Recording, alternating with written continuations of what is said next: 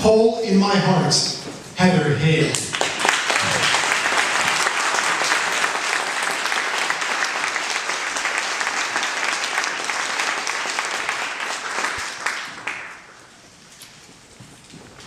Warning, this speech might make you uncomfortable. I've been told I'm good at doing that, making people uncomfortable. But you know, I have a fundamental belief that anything worth doing is hard, and anything worth saying must make you think. Sometimes that means being uncomfortable. If we're going to change the world, it isn't going to be easy.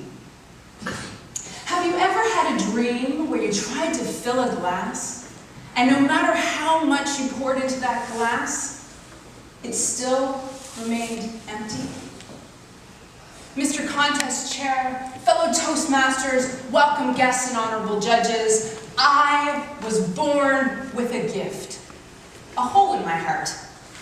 No, not the kind of heart hole that you'd see with an X-ray or magnetic imaging, but a hole nonetheless, and that hole had a dramatic impact on the course of my life. I was a deeply loved child, blessed with caring parents who gave me everything I needed, and most, but not all, that I wanted. I was surrounded by love, friends, family, and I craved love myself, and I gave lots of love to everyone in my universe, which at that time was rather small, as was the hole in my heart. I remember the first time I felt the loss of love.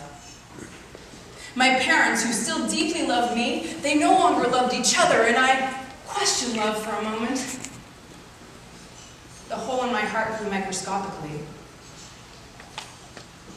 But my faith in love returned, and as it grew, so did my need for love.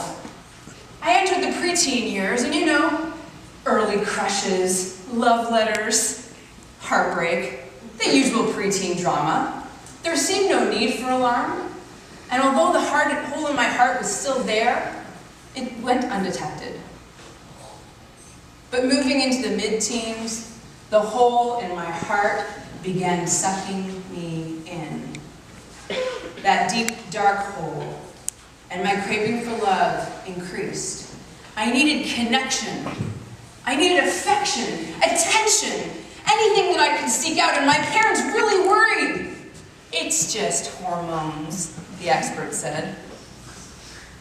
You know, over the course of my adult years, many times I've been asked, what would you give to return to the carefree days of youth? I tell you, there's not enough money in the world that could send me back to my teenage years. I am a great fan of drama, both on and off the stage, but 16 to 24, no, thank you.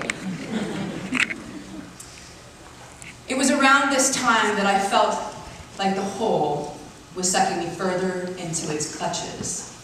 I started to hear words that described me like depression, suicide, despondency, dependency. But of course it wasn't the medical professionals that used these words, it was societal professionals, friends, parents, teachers, and pretty much anyone that came into contact with me.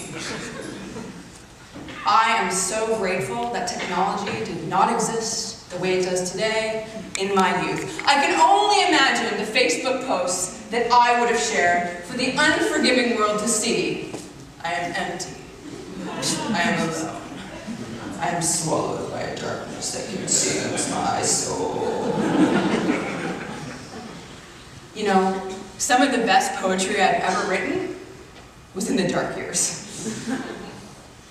I craved connection. I wanted to matter to somebody. I wanted to be important. I wanted to be happy. I didn't know what that looked like, but I desperately tried to find it.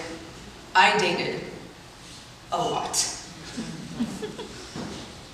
I brought this hole with me into adulthood, this deep hole into my marriage, and into my life with my children.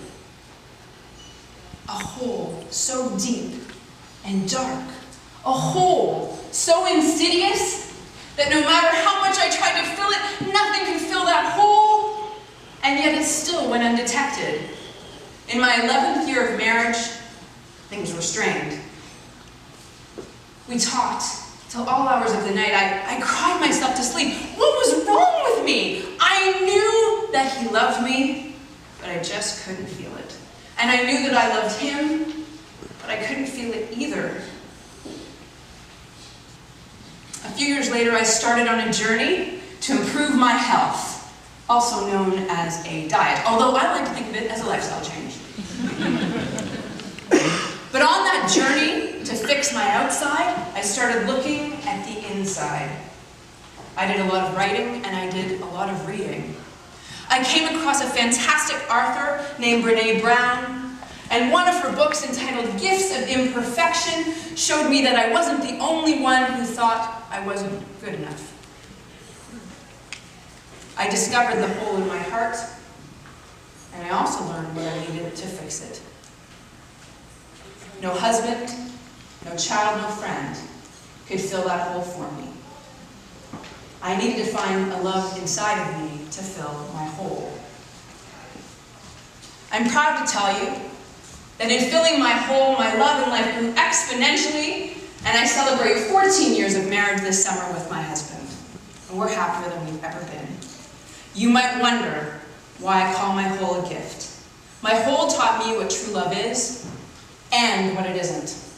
My hole taught me that love comes from the inside out.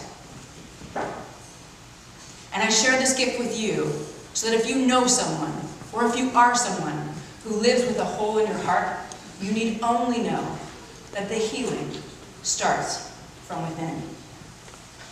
I no longer have to try to be happy. I am happy. I'm happy because I'm whole.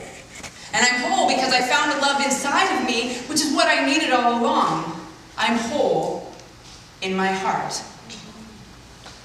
Together, we can fill all the holes, wholeheartedly. Mr. Contest Chair.